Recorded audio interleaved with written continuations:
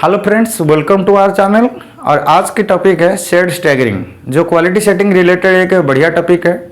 और quality setting आप कर रहे हो तो हर एक चीज़ों को अच्छा से जानकारी होना ज़रूरी है, तब जाके उसमें आप कुछ सेटिंग बदल सकते हो according to our fabric quality, fabric का डिज़ाइन, आपका बीम का क्वालिटी, यार्न का क्वालिटी। तो उसमें क्या है, हर एक चीज़ों का ऊपर नॉलेज होना ज़रूरी है और वो भी एक अच्छा नॉलेज होना ज़रूरी है। इसलिए मैं क्वालिटी सेटिंग का भी फिलहाल जो वीडियो बैक टू बैक ला रहा हूँ। ऑलरेडी हमारा shed calculation, relation of shed two क्या है, फ्रेम हाइट के साथ, डी बस के साथ, बैकरेस्ट के साथ, पीक स्टार्ट, पीक अराइवल के साथ, ये सब ने मैं डाल चुका हूँ। तीसरा पॉइंट था हमारा यार्ली शेडिंग, लेट शेडिंग, शेडिंग का डुएल, शेडिंग का अमाउंट, और बाद में एक शेड का साइकिल कहाँ से कैसे शुरुआत होता है, शेड का शेड फॉर्मेशन जो होता है उसका साइकिल क्या है, कहाँ से शुरुआत होता है, कब उसका राइज होता है, कब डुएल होता है, कब उसका क्रॉसिंग होता है, ये सारा चीज़ मैं क्लियर किया था। तो आज वाला जो वीडियो है हम शेड स्टैगरिंग के ऊपर आएंगे, शेड स्टैगरिंग के ऊपर आएंगे। और शेड स्टैगरिंग वाला जो वीडियो है आपके लिए बेनिफिट होगा, क्योंकि हमारा शेड स्टैगरिंग क्या है, आज वाला जो वीडियो है इसमें हम शेड स्टैगरिंग को पहले समझेंगे क्या, फिर बाद में उसका सेटिंग कैसे करते हैं और मशीन के ऊपर इफेक्ट क्या आता है और उसमें हम कहाँ कहाँ करते हैं। ठीक है, शेड स्टैगरिंग के ऊपर आज चलते हैं। तो आप लोग जैसे हमारा वीडियो देख रहे हैं, बहुत लोगों का अभी ये आ रहा है कि आप फीलिंग के ऊपर वीडियो नहीं डाल रहे हो। एक्चुअली फीलिंग के ऊपर जब मैं वीडियो डालूंगा ना, तो मैं क्या एक एक पॉइंट को बताऊंगा। तो एक एक पॉइंट जब बताऊंगा, उस पॉइंट के छोटी से छोटी चीज़ को आपको जानकारी होना जरूरी है। इसके लिए मैं ऑलरेडी क्या हर पार्ट्स का, हर सेटिंग का, हर एक मोशन के बारे में थोड़ा सा बिगिनर के हिसाब से, आप लोग जैसे नया काम कर रहे हैं तो उसके ऊपर थोड़ा डिटेल से ले जा रहा हूँ। फिर जब फिलिंग के बाद वीडियो, फिलिंग के ऊपर वीडियो बनाऊंगा तो जैसे मैं पॉइंट के ऊपर बात करूंगा तो आपका दिमाग में बैठेगा कि नहीं एक्चुअली में ये सिस्टम ऐसा है, इसके फंक्शन ऐसा काम करता है फिलिंग के ऊपर। तो इसलिए हर छोटी छोटी चीज़ों को मैं क्लियर करते जा रहा हूँ। हमारा पुराना वीडियो बहुत कुछ वीडियो ऑलरेडी 125 वीडियो में डाल चुका हूँ आज तक। तो सारे वीडियो में हम कुछ ना कुछ बता रहे हैं, आप लोग वीडियो भी देख रहे हैं, कमेंट भी आ रहा है। चलो ठीक है, आज भी वीडियो ऐसे ही बहुत मज़ेदार होगा, तो आप लोग बिना स्किप करके देखना है। और हमारा चैनल को ज़्यादा से ज़्यादा शेयर करिए, और जहाँ तक हो सकता है आप स्किप करिए मत। स्किप करेंगे तो कहीं आपका गड़बड़ हो जाएगा समझने में। ठीक है, एजुकेशन वीडियो जो है एक्चुअली क्या है, ये ट्रेनिंग टाइप का वीडियो है। जैसे आप लोग नया आ रहे हैं, कुछ काम कर रहे हैं और साथ में हमारा वीडियो में आपको बेनिफिट हो जाए तो और क्या बात होता है। इसलिए ये होता है कि हमारा वीडियो को बिना स्किप करके देखना है। ठीक है, आज के वीडियो में चलते हैं। शेड स्टैगरिंग क्या है, शेड स्टैगरिंग का डेफिनेशन को पहले मैं लिख दे रहा हूं। जब मैं लिखूंगा नहीं तो फिर आपको भी याद नहीं रहेगा और समझने में दिक्कत होगा। Shade staggering,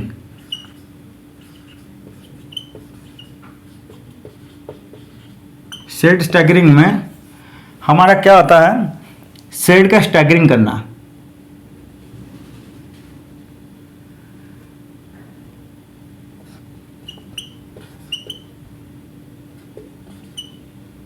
It is a setting method by which we, actually क्या ये कहीं नोटबुक में नहीं, मैं जो भी लिख रहा हूँ मेरा मन का लिख रहा हूँ, आपको समझने में जो इजी होगा इसलिए। It is a setting method bye which we can क्या करना है, we can set frame crossing point. It is a setting method by which we can set frame crossing point with different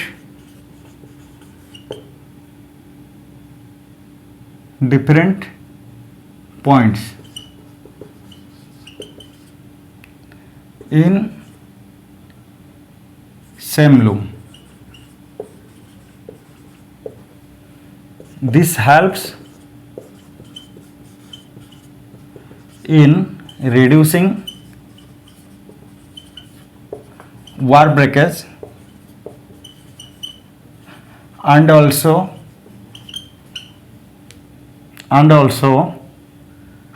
क्या है, and also improve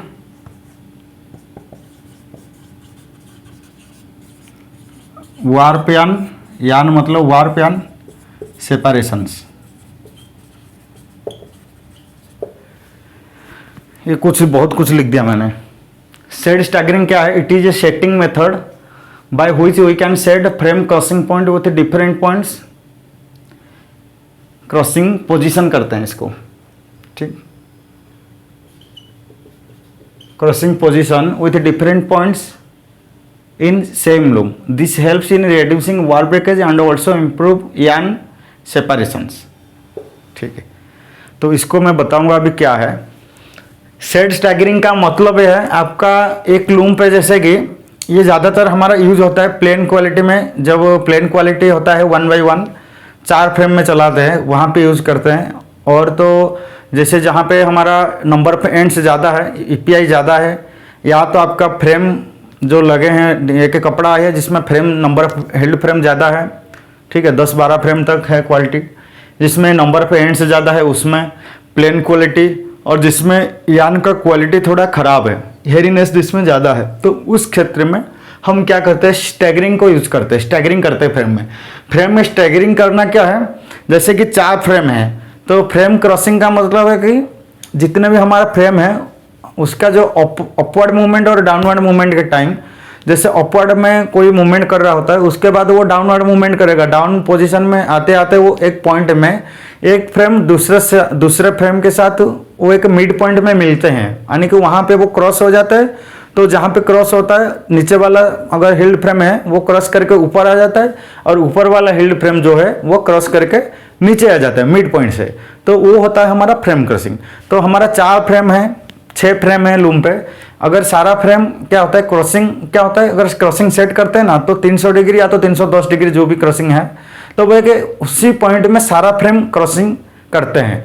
लेकिन क्या staggering में क्या होता है, उसका जो क्रॉसिंग का पोजीशन होता है, क्रॉसिंग का पोजीशन को हम चेंज करके उसका अलग अलग डिफरेंट पॉइंट्स में उसको क्रॉसिंग कराते हैं। तो उसमें क्या है, जो हमारा 6 फ्रेम होता है, हो सकता है उसमें 3 फ्रेम का क्रॉसिंग कुछ और हो, 3 फ्रेम का क्रॉसिंग और हो, उसमें क्रॉसिंग पोजीशन चेंज मतलब 6 फ्रेम है तो 2 फ्रेम का हो सकता है 290 में, 2 फ्रेम का हो सकता है 300 में, और बाकी 2 का भी हो सकता है 310 में। तो डिफरेंट क्रॉसिंग पोजीशन को हम एक लूम पे सेट करना, डिफरेंट क्रॉसिंग पोजीशन को हम एक लूम पे सेट करने को स्टैगरिंग कहते हैं। Heald frame staggering, shed staggering, it is a setting method by which, जिस वजह से हम क्या करते हैं, we can set frame crossing, जो मतलब फ्रेम क्रॉसिंग को हम क्या कर सकते हैं, सेट कर सकते हैं frame, we can set frame crossing position with different points मतलब डिफरेंट डिग्री। तो it is a setting method by which we can set frame crossing position with different points in same loom. वही एक ही loom पे हम अलग अलग frame crossing लेकर loom को चलाना, हिल्ड फ्रेम का क्रॉसिंग को हम अलग अलग पॉइंट में सेट करना, और इस वजह से हमारा क्या होता है, this helps in reducing war breakage control कर सकते हैं, वार ब्रेकेज को रिड्यूस कर सकते हैं, एंड ऑल्सो इम्प्रूव यान सेपरेशंस। यान जो होता है उसका जो ओपनिंग होता है, यान एक फ्रेम में एक फ्रेम और दूसरे फ्रेम में जो अलग अलग यान होता है, जो वार्प शीट का, जैसे कि मान लो जितना भी टोटल एंड्स होता है और जितना भी हमारा फ्रेम है, तो सारे फ्रेम में जो एंड्स होता है अगर क्रॉसिंग एक साथ होगा तो क्या है, आपस में फ्रिक्शन ज़्यादा होगा, इस वजह से फ्रिक्शन भी होगा, वार ब्रेकेज भी बढ़ेगा। फिर क्रॉसिंग के बाद फिर दूसरा सेट जब खुलेगा उस टाइम हो सकता है फ्रिक्शन की वजह से कहीं एंड्स में कोई एंड्स स्लैक रह जाए, कोई ज़्यादा टाइट हो जाए, इस वजह से क्या है हमारा क्या वार्प लूज आने का भी चांसेस बढ़ता है, फील्डिंग भी बढ़ता है। इसके लिए यान का सेपरेशन भी इम्प्रूव होता है। अगर वार्प यान हमारा थोड़ा लो क्वालिटी है, हेरीनेस है, नंबर ऑफ एंड्स ज़्यादा है, तो इस क्षेत्र में हम स्टैगरिंग का यूज कर सकते हैं। ठीक, तो स्टैगरिंग का अभी का डेफिनेशन आपको मालूम पड़ गया कि हमारा एक ही लूम पे अगर डिफरेंट क्रॉसिंग सेट करके फ्रेम का जो डिफरेंट क्रॉसिंग सेट करके लूम को चालू रखना, यानी कि it is a setting method where we shed the crossing position of all frames in different points, this is shed staggering. ठीक, शेड स्टैगरिंग में ये होता है।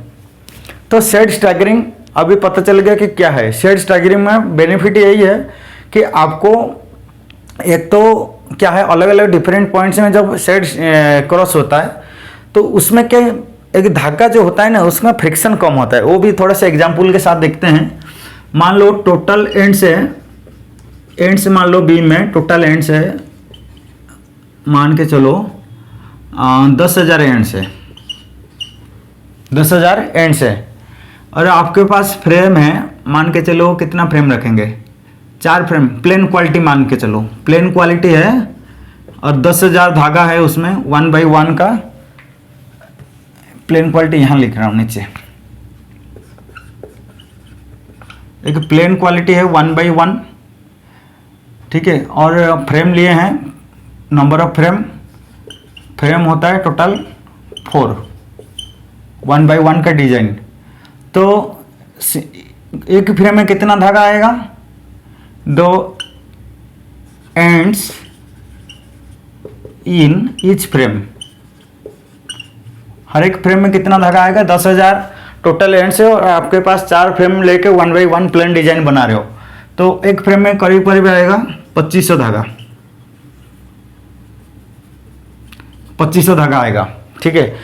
अगर हम यही बात करेंगे कि सारा फ्रेम को एक ही पोजीशन में क्रॉस कराना, एक पॉइंट में क्रॉस कराना, और सारा जो 4 फ्रेम है उसको 2 अलग अलग डिफरेंट पॉइंट में क्रॉस कराना, क्या उसमें डिफरेंट है।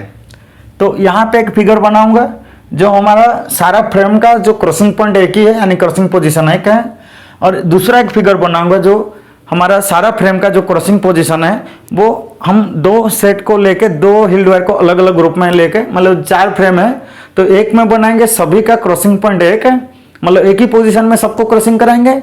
और दूसरे फिगर में जो है 4 हिल्ड फ्रेम को हम 2 हिल्ड फ्रेम को एक साथ क्रॉसिंग करेंगे, बाकी 2 को एक दूसरे पोजीशन में क्रॉस करेंगे। तो उसका बेनिफिट क्या है, क्या उसका शेड स्टैगरिंग में क्या फर्क पड़ेगा, तो वो इसके लिए ये एग्जांपल अभी ले आऊँ, ठीक। तो फिगर 1 में क्या है, 1 नंबर फिगर में हमारा क्या है, देखो यहाँ पे हिल्ड फ्रेम 1 यह है, healed frame 2 number healed frame यह है, तीसरा नंबर हिल्ड फ्रेम यह है, और चौथा नंबर हिल्ड फ्रेम यह है। तो अब देखिए, और सारा का क्रॉसिंग एक ही जगह सेट किया हूँ, पीछे से धागा आया, इधर से ड्रॉप डी बक्सा है, तो ये वाला हो गया अपना ऊपर वाला लेयर, ठीक, ये हो गया नीचे वाला लेयर, ठीक है। तो यहाँ पे एक जगह में क्रॉसिंग हो रहा है, एक जगह में क्रॉसिंग हो रहा है। तो आप थोड़ा सा यहाँ देखिए, जैसे ये धागा आया, यहाँ पे क्रॉस हुआ, ये धागा जब नीचे से ऊपर जा रहा है, ये हिल्ड फ्रेम ये क्या है, अपवर्ड से डाउनवर्ड को मूवमेंट कर रहा है, और ये होता है 1 नंबर हिल्ड वायर, ये 2 नंबर, ये 3 नंबर, ये 4 नंबर। 1 नंबर जो हिल्ड वायर है वो टॉप पोजीशन से बॉटम को ओर आ रहा है, और ये बॉटम पोजीशन से टॉप को ओर जा रहा है। तो ये आपस में क्रॉस होंगे, तो इधर से क्रॉस होंगे, पर इसका डिग्री यहाँ पे देखा जाएगा कि कितने में क्रॉस हो रहा है। मान लो इनकी क्रॉसिंग सबका है 300 डिग्री। तो चारों फ्रेम, देखो मेन पॉइंट यही है कि जहाँ फ्रिक्शन कब बढ़ता है, जब आपस में, देखो जब ये टॉप पॉइंट में बॉटम मूवमेंट में मूव कर रहे होते हैं, या तो वो ऊपर जा रहा होता है, ये नीचे आ रहा होता है, तो उस टाइम आपस में फ्रिक्शन इतना नहीं होता है। जब ये क्रॉसिंग के नज़दीक आते रहेंगे, क्रॉसिंग के नज़दीक यानी क्रॉसिंग होता है 300 में, तो 270 के बाद जब ये आने लगेंगे तो आपस में क्या इनका जो ये होता है ना, वार्प का सेपरेट हुआ है, ये क्या यहाँ नीचे गया है, ये ऊपर है, ऊपर वाला ऊपर, नीचे वाला नीचे। तो ये जब क्रॉसिंग हुआ है ना, आपस में ये चारों फ्रेम एक साथ मिलेंगे, 4 फ्रेम ऐसे हुआ है तो एक साथ मिलेंगे। मिलने से क्या है, इनका जो 10,000 धागा है, और पर हर एक में 2,500 धागा है, तो 10,000 धागा के आपस में यहीं क्रॉस होंगे। तो ये क्या साइड भी हुए, ये साइड भी हुए, इस तरफ आप इस साइड से देख रहे हो कि मशीन में कैसा ये क्रॉस हो रहा है। पर हम इस साइड से देखेंगे ना, तो पूरा 10,000 धागा पूरा विड्थ विच उसका क्रॉस हो रहा है, आपस में क्रॉस हो रहा है। तो वहां पे क्या है, एक धागा दूसरे धागे के साथ जैसे क्रॉसिंग पॉइंट में क्या पूरा क्रॉस हो जाता है, आपस में वो क्रॉस करके फिर दूसरा सेट के लिए तैयार होते हैं। तो वहाँ पे क्या है, इनका जो एक फ्रेम का जो धागा होता है दूसरे फ्रेम के धागे के साथ हमारा 2500 धागा एक नंबर में, 2 नंबर में, 3 नंबर, 4 नंबर, 2500 करके 10,000 धागा है। तो 10,000 धागा आपस में जब फ्रिक्शन मूवमेंट कर रहे होते हैं क्रॉसिंग पोजीशन में, वहाँ पे फ्रिक्शन बढ़ता है। फ्रिक्शन बढ़ता है तो 1 by 1 प्लेन क्या है, 1 अप 1 डाउन। जब क्रॉस होगा तो ये 2 फ्रेम, ये 2 नंबर और 4 नंबर नीचे है, 1 नंबर 3 नंबर ऊपर है। तो इस फिगर में 1 नंबर 3 नंबर ऊपर है, 2 नंबर 4 नंबर नीचे है। तो 1 नंबर 3 नंबर जो है वो नीचे की ओर आना चालू करेगा, 3 नंबर 4 नंबर जो नीचे है ऊपर आना चालू करेगा। तो क्रॉसिंग पॉइंट में ये चारों फ्रेम एक साथ क्रॉस होंगे 300 डिग्री में। तो 10,000 धागा एक साथ क्रॉस होंगे तो होगा क्या, वहां पे फ्रिक्शन बढ़ जाएगा। फ्रिक्शन यानी उनका आपस में जो एब्रेजन है, घर्षण है, वो बढ़ जाएगा। इस वजह से अगर धागे की क्वालिटी खराब है, हेरीनेस है, वो आपस में एंटेंगल होंगे, उसमें गोली बनने का भी चांस बढ़ जाएगा। तो वार ब्रेकेज भी बढ़ने का चांस बढ़ जाएगा, ठीक। और ऊपर उसके बाद ये तो वार रिलेटेड प्रॉब्लम। फिर 300 के बाद जब फिर ओपन होगा ना, तो एक दूसरे के साथ फ्रिक्शन में है, तो एक दूसरे के साथ फ्रिक्शन होने के वजह से जो मतलब एक दूसरे के साथ एब्रेजन के वजह से वो क्या है, धागे का जब ओपन होगा ना 300 के बाद, फिर 360, 20, 40, 50, 60, 70, फिर अगला सेट का जब ओपन होगा तो उस टाइम क्या है, एक धागा दूसरे धागे के साथ टच में है। तो वो क्या सेपरेशन होगा ना, वहाँ पे कहीं ना कहीं मतलब जिस टाइम पे जितना उसको ओपन होना चाहिए उतना वो आ ही नहीं पाएगा। हो सकता है टाइट होने के वजह से या तो ज़्यादा ढीला होने के वजह से एक दूसरे के साथ फ्रिक्शन होकर चल रहा है, घर्षण होकर ही चल रहा है। इस वजह से जो वार्प का सेपरेशन बढ़िया नहीं होगा। तो मशीन क्या है, कम आरपीएम में चलता है तो कोई दिक्कत नहीं।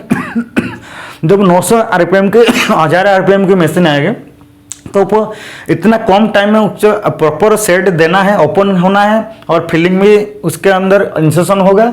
अगर बढ़िया सेपरेशन नहीं हुआ, कहीं धागा टाइट हुआ तो वहाँ ब्रेकेज हो जाएगा, कहीं धागा टच हो गया फिर ऊपर चल रहा है तो क्या है वहाँ पे फिलिंग फंसने का चांस बढ़ जाता है। एक तो उसमें वार ब्रेकेज का भी प्रॉब्लम करता है, फिलिंग का भी प्रॉब्लम करता है। अब तीसरा चीज़ क्या है, ये 1 by 1 का क्षेत्र में यही होता है। एक तो आपस में घर्षण होने की वजह से, फ्रिक्शन होने की वजह से इनका हेरीनेस अगर धागा है, धागा क्वालिटी अच्छा नहीं है तो वहाँ पे गोली बनने का चांस बढ़ जाता है। वार पेंट्स का क्या है, बढ़िया सेपरेशन नहीं होता है तो कोई धागा टाइट होता है तो वो क्या धागा टूटने का भी चांस होता है, जो हमारा हिल डिवाइडर और रीड एरिया से कटेगा। तीसरा पॉइंट क्या आता है, एक धागा दूसरे साथ के साथ टच में है तो वहाँ पे क्या धागा फंसने का चांस होता है, या तो लूज हो सकता है, सारा धागा नहीं, कोई 10,000 से 4-5 ऐसे धागा होगा। अगर लूज भी होगा ना तो वहाँ पे क्या है, फिलिंग डायरेक्ट वहीं फंसेगा। तो इसके फिलिंग के ऊपर इम्पैक्ट है, वार्प के ऊपर इम्पैक्ट है, बॉल फॉर्मेशन के लिए भी इम्पैक्ट है। तो ये सारा चीज़ के लिए इम्पैक्ट है 1 by 1 क्षेत्र में। अगर वहाँ पे से अभी फिगर 2 भी बताऊँगा, अगर वहाँ पे 10 फ्रेम वाला कोई क्वालिटी आ गया जिसमें ईपीआई ज़्यादा है, 1 by 1 प्लेन नहीं है, तो वहाँ पे क्या होगा, जितने एंड्स बढ़ गए आपस में, अपन नंबर ऑफ एंड्स बढ़ रहा है तो एक एंड्स के साथ दूसरे एंड्स का जो गैप है वो कम हो जा रहा है। और वहाँ पे धागा भी हमारा हेरीनेस थोड़ा सा पुअर क्वालिटी धागा है, धागा भी सही भी हो, अगर एंड से बढ़ रहा है तो धागे का जो gap between 2 ends, 2 adjacent ends, 2 बगल वाले 2 एंड्स होता है हिल्ड फ्रेम 1 और हिल्ड फ्रेम 2 का, जो आपस में उसके गैप होता है वो कम हो जाता है। कम होने से क्या होगा, तो उसमें फ्रिक्शन बढ़ेगा और ऊपर से हम एक ही जगह क्रॉसिंग दे रखे तो फ्रिक्शन और बढ़ेगा। तो उसमें वही चीज़ होगा, एक तो गोली बनाएगा, दूसरा टाइट एंड होगा तो धागा कट सकता है। और तीसरा क्या है, अगर सेपरेशन अच्छा नहीं हुआ तो ओपन टाइम मतलब 70 डिग्री में आप पिक स्टार्ट करा रहे हो, अगर 70 डिग्री में कोई धागा अगर लूज है तो वहाँ पे क्या होगा, वहाँ पे क्या लूज होने के वजह से वो बराबर शेड को क्लियर नहीं देगा, तो इस वजह से फिलिंग भी बढ़ सकता है।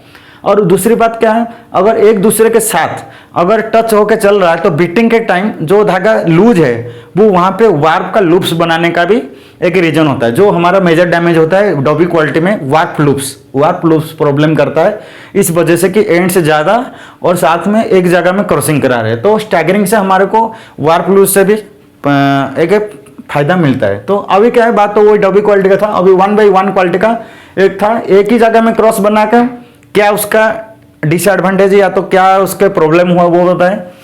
अभी क्या ये वाले फिगर में अभी वही बताएंगे कि चारों फ्रेम जो है ना उसको 2 फ्रेम का एक जगह में क्रॉसिंग करेंगे और बाकी दो का फिर अलग मतलब पोजीशन में क्रॉसिंग करेंगे, दो अलग अलग पोजीशन रहेगा वही चारों फ्रेम में, मतलब लूम वही है, 4 फ्रेम में 2 अलग अलग क्रॉसिंग पॉइंट रखेंगे। फिर वही फिगर 2 को दोबारा से बना रहा हूँ।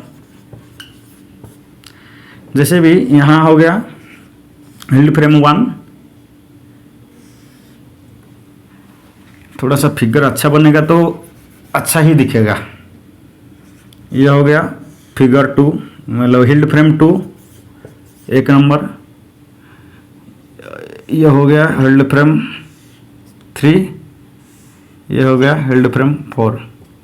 पर इसका हमने क्या किए हैं, क्रॉसिंग अलग अलग बनाए हैं। तो अभी क्या है, 1 नंबर 2 नंबर का क्रॉसिंग मान लो, ये दोनों का क्रॉसिंग एक जगह बनाए, मतलब ये 1 और 2 का क्रॉसिंग हम रखे हैं 300 डिग्री, 3 और 4 का जो क्रॉसिंग है 320 डिग्री रखे हैं। तो इसका डिफरेंस क्या रखे, 20 डिग्री का स्टैगरिंग दिए। 1 2 को क्रॉसिंग एक रखे हैं, 3 4 का क्रॉसिंग जो है उसको अलग रखे हैं। तो अब क्या हो रहा था देखिए, थोड़ा सा वीडियो को बढ़िया से देखिए तब आपको समझ में आएगा। तो 1 2 3 4 जो क्रॉस होता था सारा का सारा धागा, यानी 1 2 3 4 सारा एक जगह में क्रॉस होगा तो 10,000 धागा एक साथ ही क्रॉस हो जा रहा था, वहां पे जो फ्रिक्शन रहेगा। अब क्या है, 300 डिग्री में 2 अलग 2 हिल फ्रेम क्रॉस हो रहे हैं, फिर 320 में 3 और 4 क्रॉसिंग हो रहा है।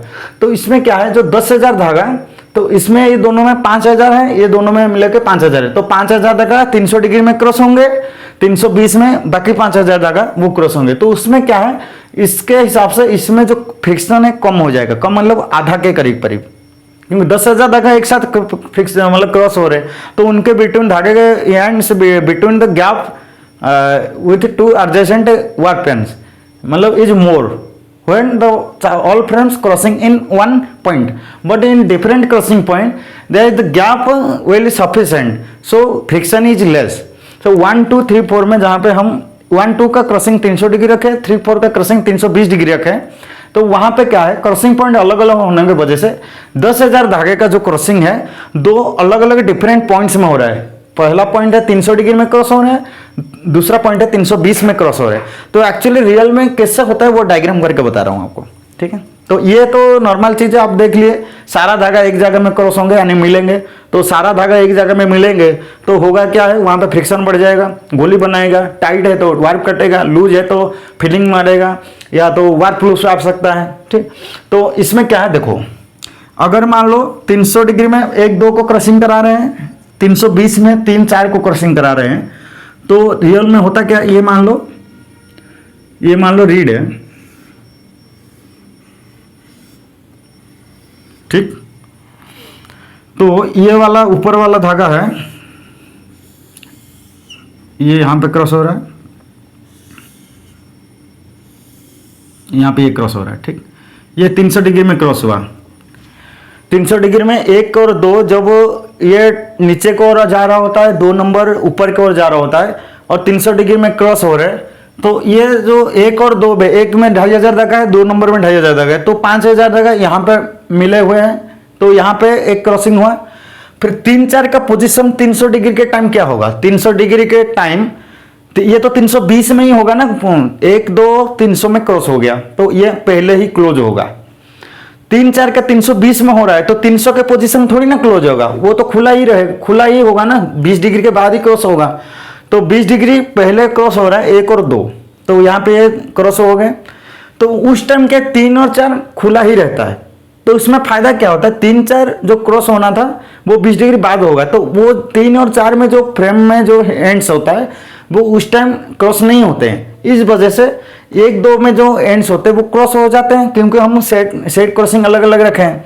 तो इसमें फायदा यही हो रहा है कि ये जो क्रॉसिंग के टाइम इनके जो धागे में एडजेसेंट धागा होता है उसमें गैप बहुत मतलब ज़्यादा रहता है, मतलब as compare to crossing the all frames in one point, ठीक है। 300 डिग्री में सारा फ्रेम को अगर क्रॉसिंग कर रहा है तो उस टाइम जो एंड्स के बिटवीन जो गैप होता है वो क्या होता है, कम होता है, जिसमें फ्रिक्शन बढ़ता है। अगर अभी आधा धागा 2 अलग अलग कर दिए तो क्रॉसिंग अलग अलग कर दिए, 2 अलग अलग पॉइंट में क्रॉसिंग चेंज करा है, तो ये 5,000 धागा 300 में क्रॉस हो रहे हैं, बाकी 5,000 धागा 320 में क्रॉस हो रहे हैं। तो 300 डिग्री के पॉइंट में 1 और 2 को जो क्रॉसिंग हो रहा है उस टाइम 3 4 का धागा क्या होगा, ओपन ही होगा, ठीक है। कितना ओपन होगा देखो अभी दिखा रहा हूं, ये यहाँ पे जाके क्रॉस होगा, ठीक।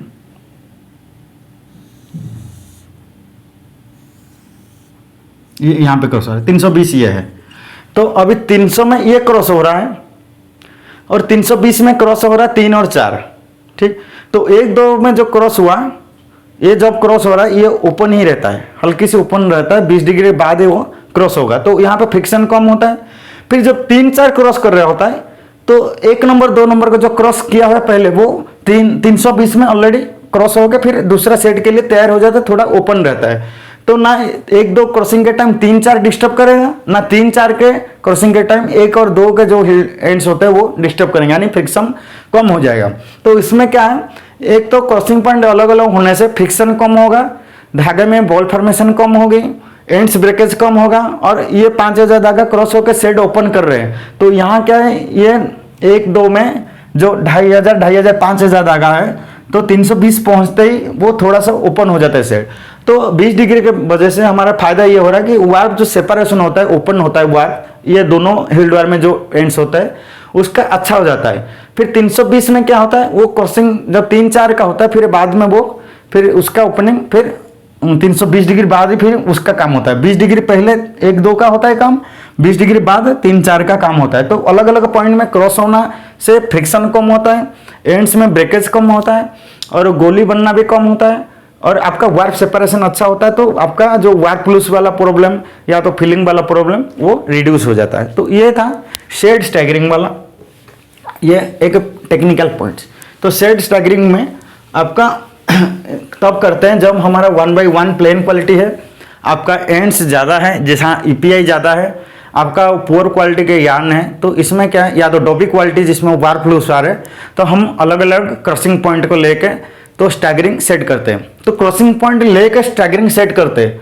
तो हाइट से क्या स्टैगरिंग सेट हो सकता है क्या? यहाँ पे क्रॉसिंग पॉइंट को मैं तो सेट स्टैगरिंग मतलब सबसे बढ़िया फायदा पड़ेगा आपको क्रॉसिंग पॉइंट अलग अलग करके। तो क्या पता सेट क्रॉसिंग तो वही रखेंगे, हाइट से हो सकता है क्या? हाइट से हो सकता है क्या? अगर हाइट से करेंगे तो कैसे उसका इम्पैक्ट पड़ेगा?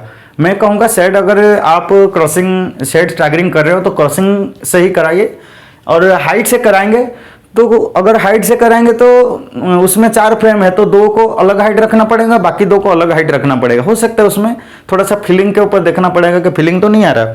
तो क्रॉसिंग अलग अलग रखने से ही, अलग अलग क्रॉसिंग रखने से ही हमारा शेड जो स्टैगरिंग है वो अच्छा फायदा देता है। और हाइट से कैसे करते हैं तो अभी बताते हैं कि फ्रेम हाइट अलग अलग लेके कैसे शेड स्टैगरिंग करते हैं और उसका क्या बेनिफिट मिलता है। तो मैं कहूँगा जब स्टैगरिंग का बात आता है तो अलग अलग क्रॉसिंग पॉइंट को लेके, मतलब 4 फ्रेम है तो जैसे कि 2 फ्रेम का एक क्रॉसिंग पॉइंट, 2 अलग, बाकी 2 का अलग क्रॉसिंग पॉइंट, या तो 10 फ्रेम है उसमें आप 3 अलग अलग क्रॉसिंग पॉइंट ले सकते हो, 2 अलग अलग क्रॉसिंग पॉइंट ले सकते हो, ठीक है। तो अलग अलग क्रॉसिंग पॉइंट लेके स्टैगरिंग देने बढ़िया है। अगर हाइट में जब स्ट्रेट स्टैगरिंग देते हैं तो उसमें थोड़ा सा ब्रेकेज को भी देखना पड़ता है, गोली तो नहीं बनेगा, बाकी वार ब्रेकेज भी देखना पड़ता है और फिलिंग को भी देखना पड़ता है। कहीं फिलिंग ज़्यादा हाइट कम ज़्यादा करने से भी क्या होता है, हमारा क्या है जो फिलिंग फंसने का भी चांस बढ़ता है। तो उसको देखना पड़ता है कि फ्रेम हाइट से अगर स्टैगरिंग करते हैं तो फिलिंग तो नहीं बढ़ रहा है, ठीक। तो कहना क्या है, जैसे कि अभी लूम का फ्रंट साइड ये हो गया, ये हो गया बैक साइड। तो अभी क्या है 1 2 3 4 हिल्ड वायर है, हिल्ड शाफ्ट है, और उसमें हम प्लेन क्वालिटी चला रहे हैं। तो 1 2 को एक हाइट में मैंने सेट किया, 1 2 को एक हाइट में सेट किया, 3 4 का जो हाइट है, ये लेबलिंग पोजीशन का भी दिखा रहा हूँ, ठीक है। तो 1 का हाइट ये, 2 का हाइट ये, तो दोनों फ्रेम का हाइट इक्वल रखा। 3 4 का जो हाइट है ये भी इक्वल रखा। 1 2 का हाइट एक ही है, 3 4 का हाइट एक ही है, और उसमें मैंने गैप रखा करीब करीब 3 mm 4 mm, 5 mm से ज़्यादा नहीं रख सकते। ज़्यादा रखेंगे तो शेड फंसने का भी चांस बढ़ जाएगा, फिलिंग बढ़ेगा। तो 3 mm में हम हाइट ऊपर नीचे कर सकते हैं। 3 mm ये मतलब जहाँ रहा जितना रखा ये हाइट, तो ये 3 नंबर और 4 नंबर को थोड़ा सा वो दोनों का 1 2 का जो फ्रेम हाइट है वो एक ही रखा, 3 4 का जो फ्रेम हाइट है वो उससे अलग रखा, वो 3 mm ऊपर नीचे कर सकते हैं, ठीक। ज़्यादा नहीं, 5 mm से ज़्यादा करेंगे तो फिलिंग का कोई प्रॉब्लम करेगा। तो अब क्या है, ये लेवल पॉइंट है यानी कि क्रॉसिंग पॉइंट है। क्रॉसिंग पॉइंट में होगा क्या, तो इसका जो मतलब ये 1 नंबर फ्रेम, ये 2 नंबर फ्रेम, ये 3 नंबर, ये 4 नंबर, तो इधर से धागा आया है पीछे से, तो अभी क्या है 1 2 3 4, 1 2 का हाइट एक ही है, 3 4 का हाइट 1 2 से अलग है। तो एक के धागा जो धागा क्रॉस होगा, 1 नंबर का धागा ये है, 2 नंबर का धागा ये है। तो अभी कैसे दिखाऊं इसको, एक दूसरा फिगर बनाऊं उसी में दिखाता हूं, उसमें दिखाता हूं। तो अभी क्या है 3 4 का जो धागा है ना, जब क्रॉसिंग होंगे, जैसे मान लो मतलब चारों फ्रेम का क्रॉसिंग पॉइंट एक ही है, लेकिन क्या हाइट से कैसे वो स्टैगरिंग होता है, मतलब उसका जो सारे धागे के जो क्रॉस पॉइंट अलग अलग होता है क्या, देखते हैं। तो 1 2 1 नंबर का धागा यहाँ पे क्रॉस हो रहा है, 2 नंबर का धागा जो आया वो यहाँ पे क्रॉस हो रहा है इस पॉइंट से। एक का ये इसके सामने ये आ जाएगा, 2 नंबर के सामने ये आ जाएगा, तो ऐसे क्रॉस हो रहा है। ठीक है, 1 नंबर का आया तो ऐसे क्रॉस हुआ, 2 नंबर आया, 2 नंबर के सामने 2 नंबर का धागा है, यहाँ पे क्रॉस हुआ। और 3 4 का क्या है, वही धागा है। 3 4 का जितना हाइट ये ऊपर है, तो ये जो क्रॉसिंग पॉइंट है, ये 3 नंबर का धागा यहाँ क्रॉस हो रहा है, 4 नंबर का धागा जो आया वो यहाँ पे क्रॉस हुआ, फिर आगे ये हुए। तो यहाँ पे जो ये क्रॉसिंग पॉइंट और ये वाला जो क्रॉसिंग पॉइंट है, चारों फ्रेम का क्रॉसिंग पॉइंट 300 डिग्री है, ये भी 300 डिग्री और ये भी 300 डिग्री।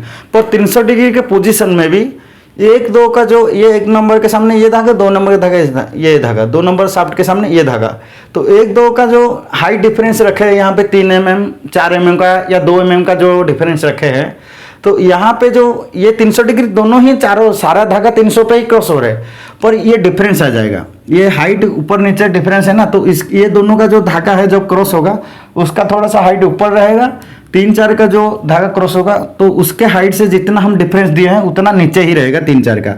तो ये जो डिफरेंस आएगा, तो डिफरेंस आने से क्या है, ये जो 1 नंबर 2 नंबर के धागा जितना है, मान लो चारों हेड फ्रेम में 10,000 धागा है, तो 2.5 5,000 धागा जो है, ये 5,000 धागा मतलब इस लेयर में क्रॉस होंगे, 3 4 का जो 5,000 धागा इस लेयर में क्रॉस होंगे। तो इसमें जो डिफरेंस आया थोड़ा सा हाइट की, इस वजह से ये जो 5,000 धागा यहाँ पे क्रॉस होगा, 3 4 का धागा यहाँ पे क्रॉस होगा, सेम टाइम पे क्रॉस होगा, लेकिन अलग अलग लेयर में क्रॉस होगा। ये इतने मतलब डिफरेंस थोड़ा मिल जाएगा, तो वहाँ पे क्या है फ्रिक्शन क्या कम होगी। एक साथ क्रॉसिंग होगा तो फ्रिक्शन बढ़ेगा, और अलग अलग थोड़ा सा डिफरेंस मिल गया ना 3 4 mm, तो वहाँ पे क्या है ये धागा इस पॉइंट में क्रॉस हो रहा है, ये धागा थोड़ा सा नीचे और क्रॉस हो रहा है, तो इसमें क्या है ये धागा का क्या फ्रिक्शन कम हो जाएगा। ठीक है, हाइट तो हाँ मतलब क्रॉसिंग पॉइंट वही है, लेकिन हाइट डिफरेंस की वजह से जितना हाइट हम ऊपर डिफरेंस दे रखे उतने हाइट डिफरेंस के साथ ये क्रॉसिंग होगा 300 डिग्री में, पर ये थोड़ा सा हाइट के वजह से क्या अलग अलग लेयर में क्रॉस होगा, जिसमें हम क्या फ्रेम का जो क्रॉसिंग होता है, जो आपस में वार्प पैन का जो फ्रिक्शन होता है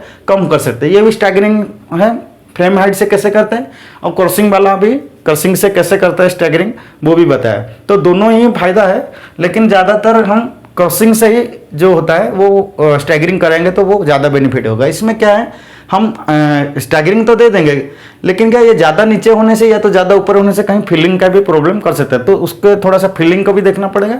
लेकिन क्रॉसिंग पॉइंट अगर अलग अलग करके सेट करते हैं शेड स्टैगरिंग, तो उसमें बेनिफिट ज़्यादा मिलता है। तो शेड स्टैगरिंग वाला वीडियो आज इतना ही था। तो हमारा अगला वीडियो जो आएगा बम्पिंग वाला वीडियो, तो वो थोड़ा सा अच्छा टॉपिक है, तो आप लोग आने वाला वीडियो के लिए वेट करिए। तो ये वाला वीडियो मैं जल्दी से जल्दी आपको पब्लिक करूँगा। ठीक है, तब तक ले रहे, धन्यवाद।